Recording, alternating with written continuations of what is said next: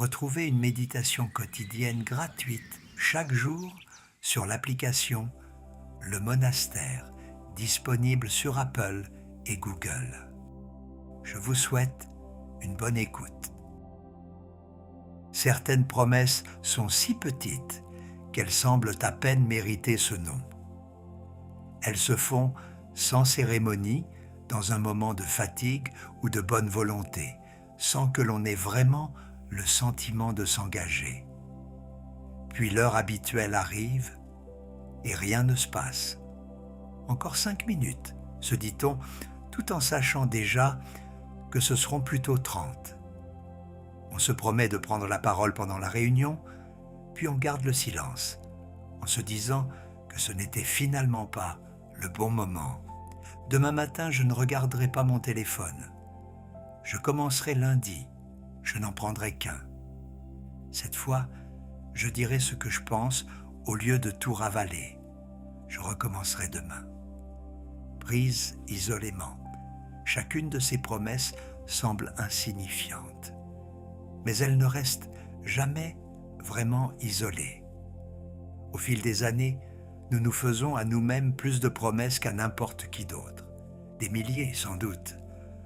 Ce sont de petites promesses prononcées en passant, dans l'obscurité d'un réveil difficile ou la lassitude d'une fin de journée. Un mince ruisseau d'engagement que personne d'autre n'entend. Et pourtant, quelque chose en nous en garde la trace. Nous sommes les mieux placés pour observer l'écart entre ce que nous annonçons et ce que nous faisons réellement. Nous connaissons notre propre bilan. Impossible de mentir au témoin, puisque le témoin, c'est nous.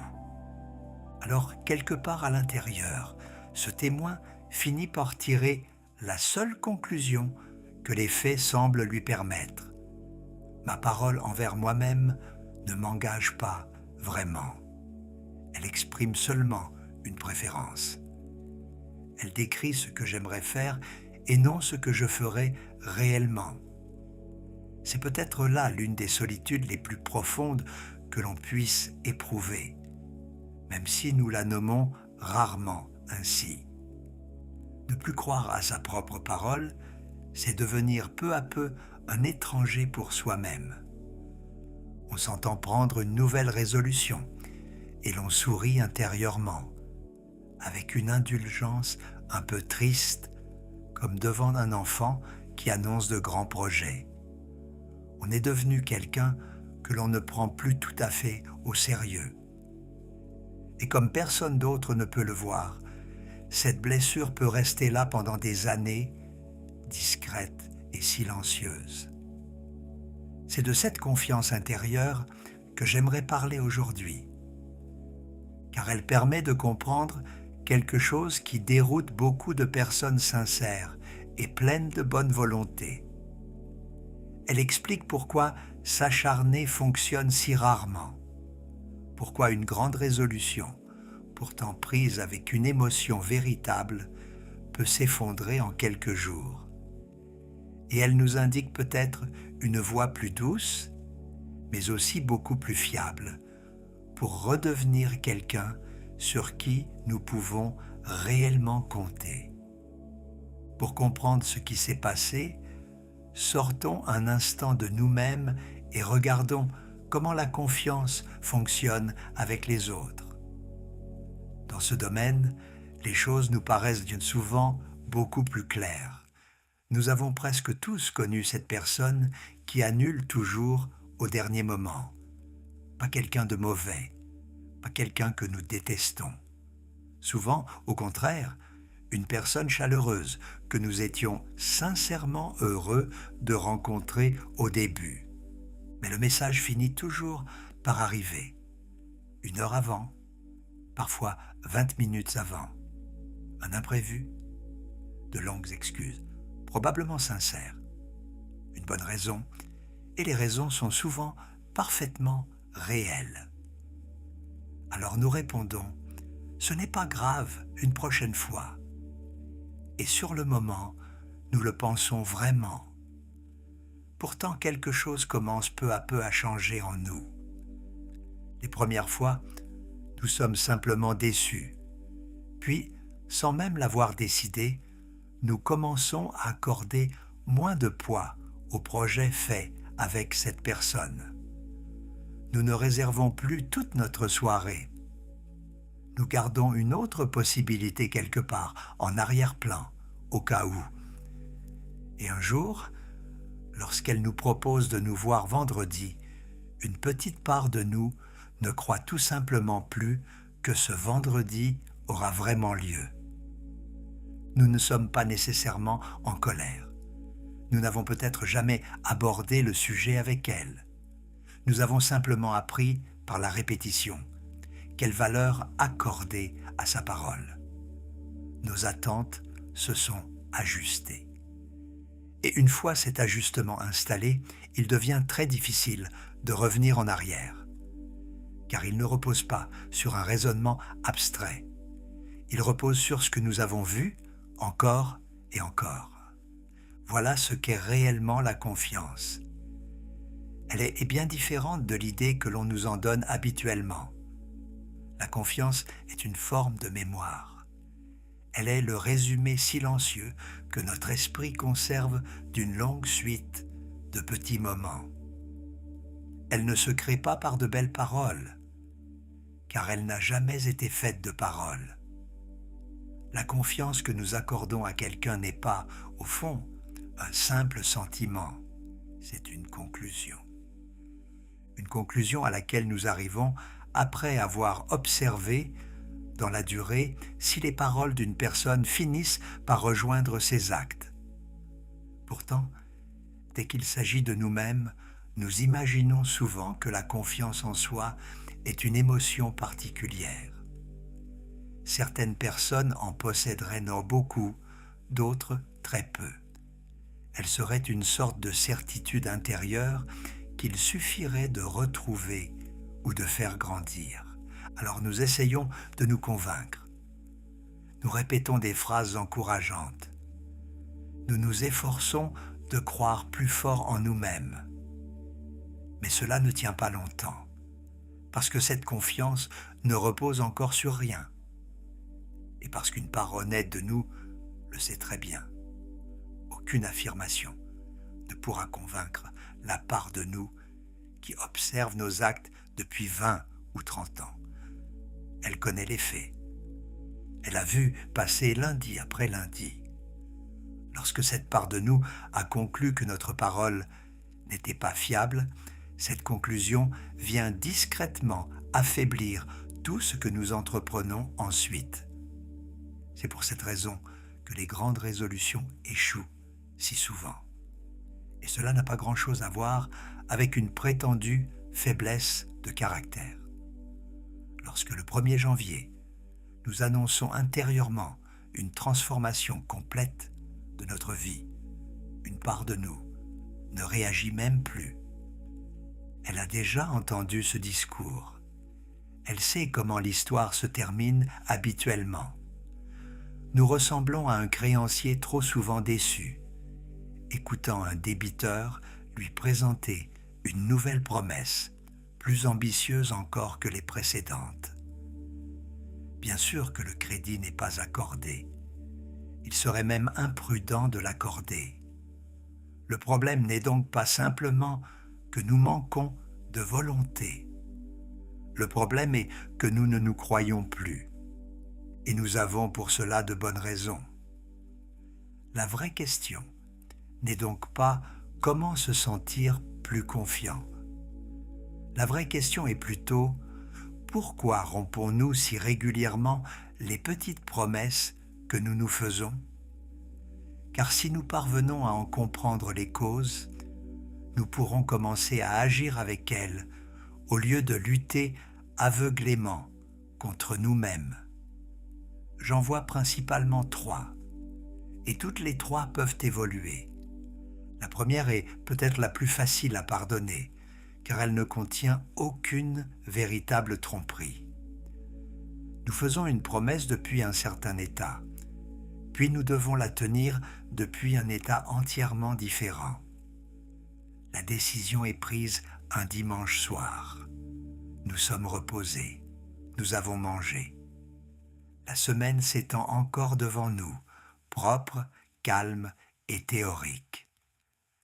Mais la promesse devra être tenue le mercredi à 18h30, après une journée difficile, avec un mal de tête qui commence à monter et presque rien dans le réfrigérateur pour le dîner. Le dimanche soir et le mercredi soir sont presque deux personnes différentes, vivant dans deux mondes différents. Pourtant, le premier prend sans cesse des engagements au nom du second, sans jamais lui demander son avis. Le dimanche fait les projets, le mercredi doit les porter. Et lorsque le mercredi échoue, nous appelons cela un manque de volonté, alors qu'il s'agissait souvent d'une erreur de prévision commise par une version de nous qui n'aurait pas à fournir l'effort.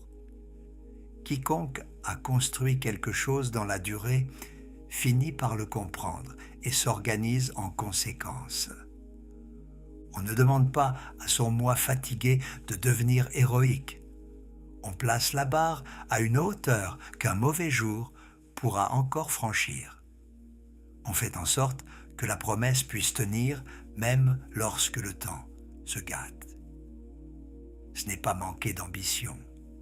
C'est reconnaître qui devra réellement accomplir la tâche et faire preuve de considération envers cette personne avant même qu'elle n'arrive.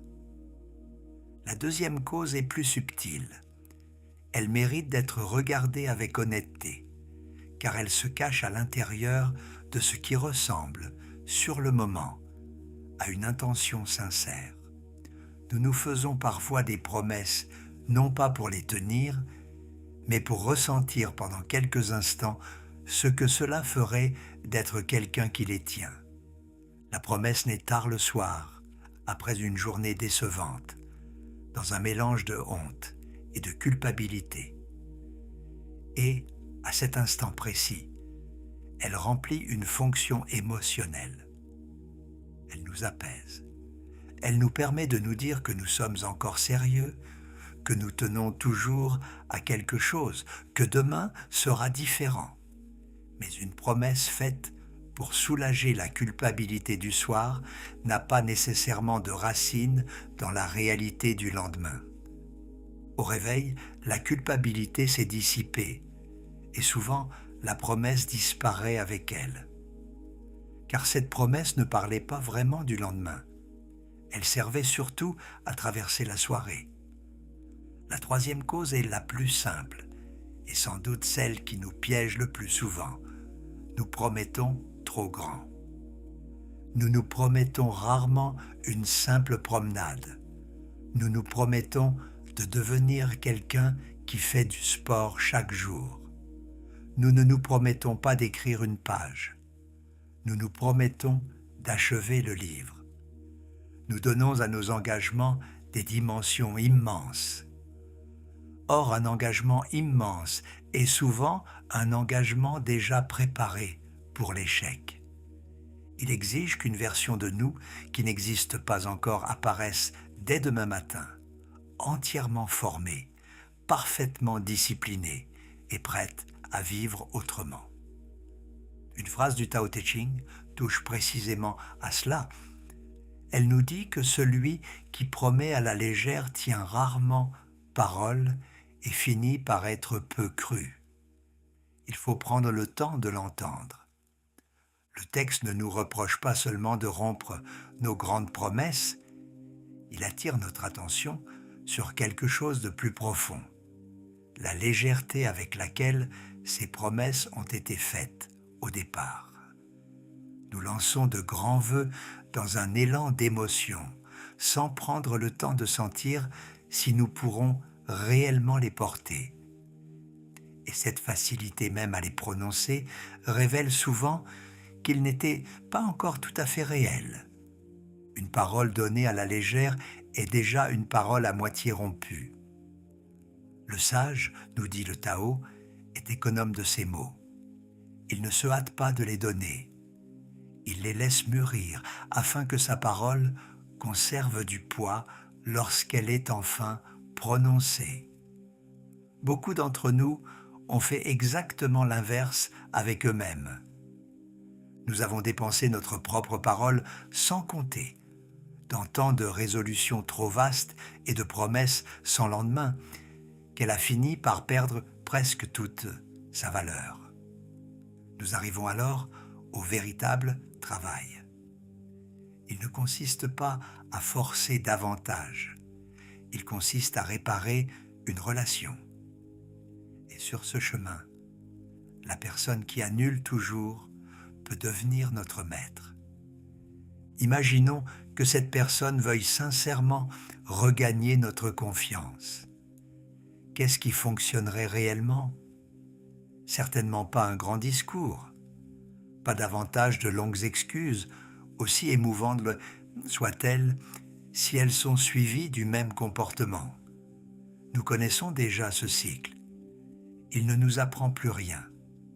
La seule chose qui pourrait fonctionner serait beaucoup plus simple. Cette personne proposerait quelque chose de petit, de précis et de parfaitement tenable. Un café mardi, et le mardi, elle serait là. Puis, une autre fois, elle recommencerait. Lentement, au fil de ces petits rendez-vous honorés, la part de nous qui avait cessé de compter sur elle commencerait à revoir son jugement. Non pas parce qu'elle aurait été convaincue par ses paroles, mais parce qu'elle aurait vu. La confiance en soi se reconstruit exactement de cette manière. Il n'y en a pas d'autre. J'évoquais récemment l'étrange puissance des commencements minuscules. La manière dont tout ce qui remplit aujourd'hui notre vie a d'abord été si petit que personne ne pouvait encore le remarquer. Nous retrouvons ici le même principe, mais tourné vers l'intérieur. Pour rendre du poids à notre propre parole, nous devons commencer par une promesse si petite qu'il deviendrait presque absurde de ne pas la tenir. Pas une promesse destinée à impressionner quelqu'un. Pas une promesse qui transformera notre vie avant vendredi. Simplement, je boirai un verre d'eau en me levant. Je marcherai jusqu'au bout de la rue. J'écrirai une phrase. Je laisserai mon téléphone dans une autre pièce pendant 10 minutes. Il existe un test très simple pour choisir cette promesse. Prononcez-la à voix haute, puis observez ce qui se passe en vous. Une part de vous en doute-t-elle secrètement? S'il reste le moindre frémissement de doute, c'est que la promesse est encore trop grande. Réduisez-la de moitié. Puis, si nécessaire, réduisez-la encore de moitié. Continuez jusqu'à atteindre une taille à laquelle tout en vous peut sincèrement consentir. La bonne promesse vous semblera probablement presque embarrassante de petitesse. Laissez-la l'être.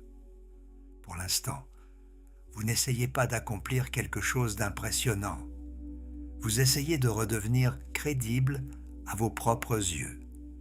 Et voici ce qu'il faut comprendre, sans quoi cette pratique pourrait sembler dérisoire.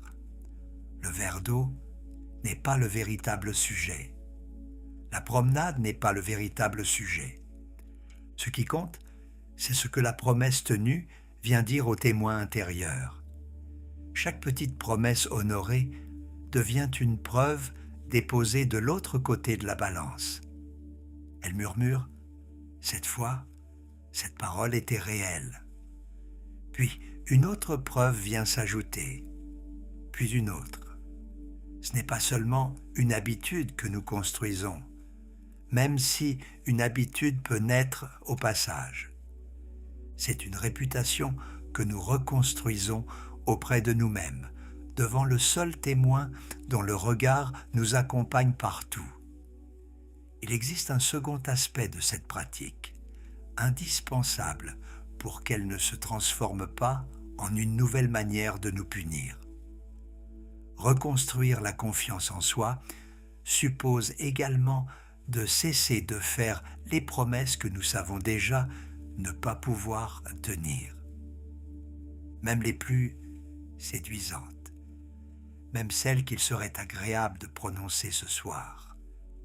Cela est plus difficile qu'il n'y paraît, car nous sommes souvent attachés à la chaleur des grands serments. Ils nous donnent l'impression, pendant quelques instants, d'être déjà devenus la personne que nous rêvons d'être. Mais la confiance se construit autant par les promesses que nous refusons de faire que par celles que nous tenons. Se dire avec honnêteté « Non, je ne ferai pas cela aujourd'hui », puis constater que cette parole était exacte, est déjà une forme de fidélité envers soi. Notre parole reste ajustée au réel.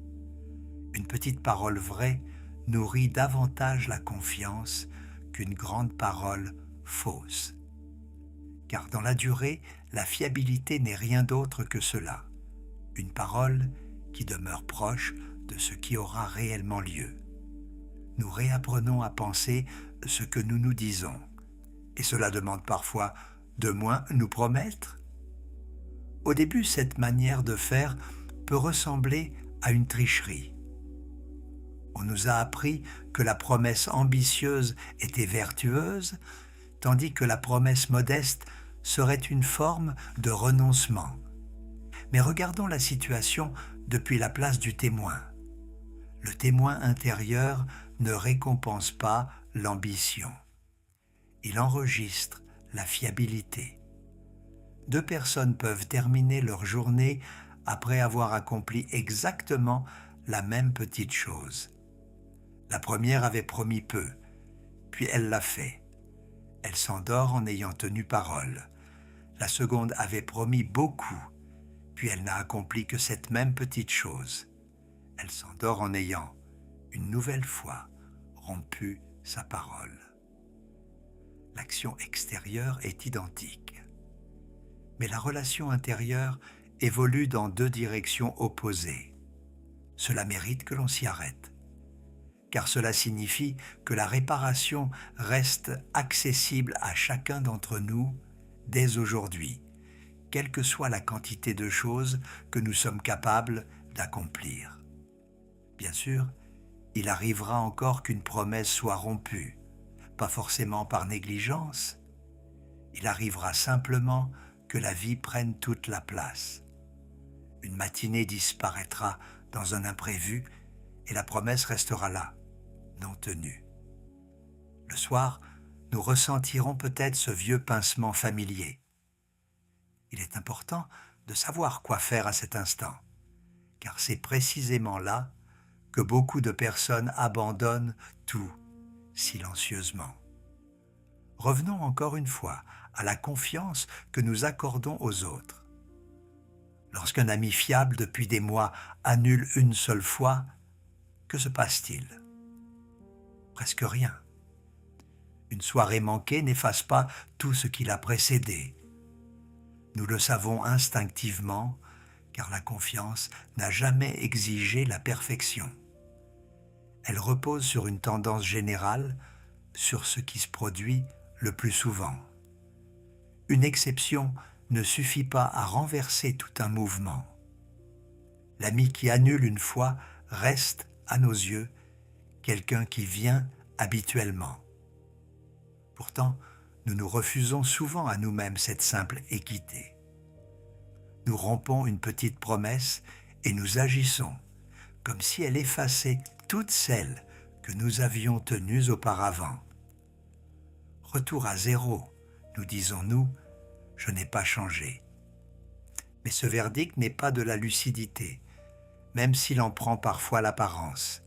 Il est simplement inexact. Il efface toutes les preuves précédentes, ce qu'aucun témoin véritablement honnête ne ferait. Dans ces moments-là, la pratique est d'une simplicité presque décevante. Nous prenons acte de ce qui s'est passé sans cérémonie.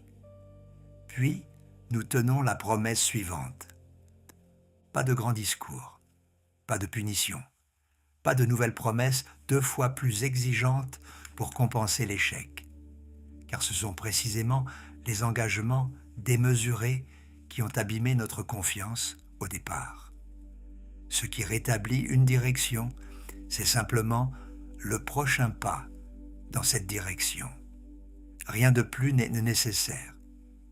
Quelqu'un m'a raconté un jour l'hiver durant lequel il avait rompu presque toutes les promesses qu'il se faisait. Au bout d'un moment, il avait plus ou moins cessé d'en faire. C'était à la fois une forme d'abandon et un soulagement. Ce qui a commencé à changer les choses était d'une petitesse presque gênante. Il a décidé de faire son lit chaque matin. Pas pour devenir quelqu'un de parfaitement ordonné, pas pour en faire le symbole d'une transformation personnelle, simplement pour accomplir une petite chose avant que la journée ait le temps de l'en détourner. Pendant quelque temps, ce geste lui a semblé dérisoire. Une voix intérieure le lui rappelait chaque matin. Puis un jour, m'a-t-il dit, il s'est aperçu qu'il avait fait son lit sans aucune négociation intérieure. Il s'attendait désormais, tout naturellement, à accomplir ce geste. Et il avait répondu présent. À partir de là, il a ajouté une deuxième petite chose, puis une troisième. Avec le recul, ce qui l'a le plus marqué n'était ni l'ordre de sa chambre, ni les promenades qu'il avait commencé à faire. C'était autre chose. Quelques mois plus tard, lorsqu'il se disait qu'il allait faire quelque chose, il avait recommencé avec prudence à le croire.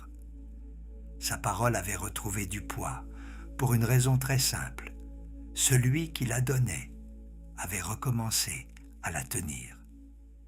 Il n'y a là rien de mystérieux.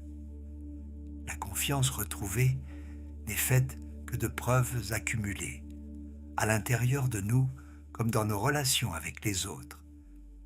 Ce processus est lent, et il est juste qu'il le soit. Une confiance qui se reconstruirait en un instant ne serait pas encore de la confiance. Ce serait seulement une nouvelle grande promesse. Un ami ne regagne pas notre confiance en un après-midi. Nous non plus. Mais la direction, elle, peut changer presque immédiatement. Et cela se ressent. Il existe une satisfaction très particulière, et calme et presque silencieuse, la première fois que nous tenons une petite promesse que nous nous attendions à rompre. C'est une petite chose, et en même temps, ce n'est pas du tout une petite chose. C'est la première pièce rendue sur une vieille dette. Reste à voir ce qui peut naître de là, car cette pratique nous emmène bien plus loin que quelques verres d'eau ou de courtes promenades. Avant de parler de ces effets intérieurs, il existe une conséquence extérieure qui peut nous surprendre. La manière dont nous traitons notre propre parole finit souvent par influencer la manière dont nous traitons celle que nous donnons aux autres. Une personne qui ne croit plus à ses propres engagements peut devenir étrangement négligente dans ce qu'elle prend envers autrui. Elle accepte sur le moment, parce que dire oui est agréable, sans qu'une intention solide accompagne réellement ce oui. Ou bien l'inverse se produit. Elle devient rigide. Elle promet trop aux autres, dans l'espoir d'être au moins fiable quelque part, puisqu'elle ne parvient plus à l'être envers elle-même. Il existe également une troisième possibilité, plus silencieuse. La personne devient méfiante envers tout le monde. Elle peine à prendre la parole des autres au sérieux, parce qu'elle sait de l'intérieur avec quelle facilité une parole peut être donnée, puis abandonnée. Lorsque nous recommençons à tenir parole envers nous-mêmes, tout cela s'apaise peu à peu. Notre oui adressé aux autres retrouve de la valeur, parce que nous nous souvenons à nouveau de ce qu'un oui signifie. nous nous engageons moins souvent, mais nous tenons davantage. Et les autres perçoivent cette différence bien avant de pouvoir expliquer ce qui a changé. La fiabilité n'est finalement pas différente selon qu'elle s'adresse à nous-mêmes ou à quelqu'un d'autre. La parole que nous nous donnons seuls dans une cuisine, à 7 heures du matin, et celle que nous donnons à un collègue de l'autre côté d'une table sont faites de la même matière.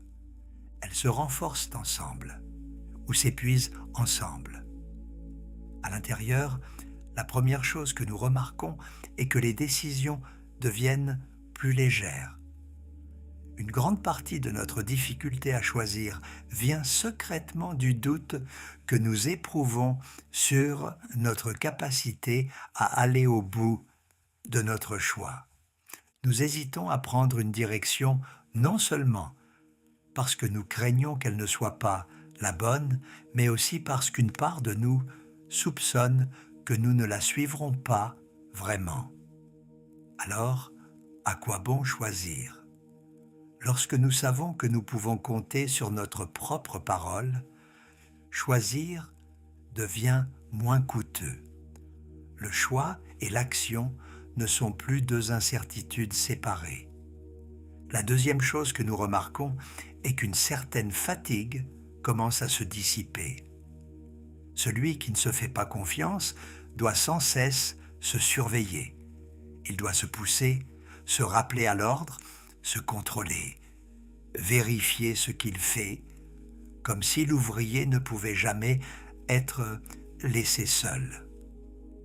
Cette surveillance intérieure est profondément épuisante et aucun repos ne semble jamais tout à fait suffire à la compenser.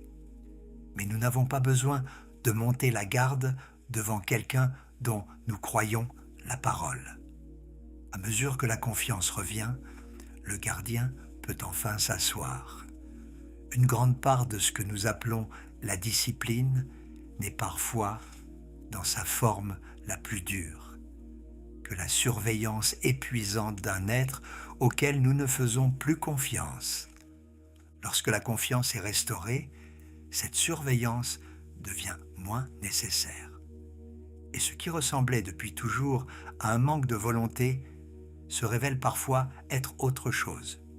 Une relation abîmée. Une relation qui pouvait être réparée. La troisième conséquence est peut-être la plus profonde. Nous devenons davantage capables d'entrer dans l'incertitude, la véritable incertitude, sans exiger qu'elle disparaisse avant que nous avancions. Car ce à quoi nous avons appris à faire confiance n'est plus le résultat. C'est notre manière d'être au milieu du résultat, quel qu'il soit.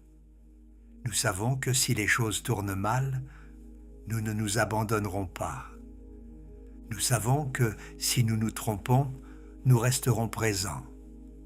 Nous ajusterons notre direction au lieu de transformer notre erreur en verdict sur notre valeur. Celui qui le sait peut entrer dans un avenir obscur avec une stabilité qui dépend très peu de la certitude de ce qui va arriver. La stabilité ne se trouve plus dans la route, elle se trouve dans celui qui marche. C'est une fondation plus discrète que celle que l'on nous présente habituellement, mais elle est aussi beaucoup plus solide. La confiance placée dans les résultats est toujours empruntée à un avenir qui n'existe pas encore.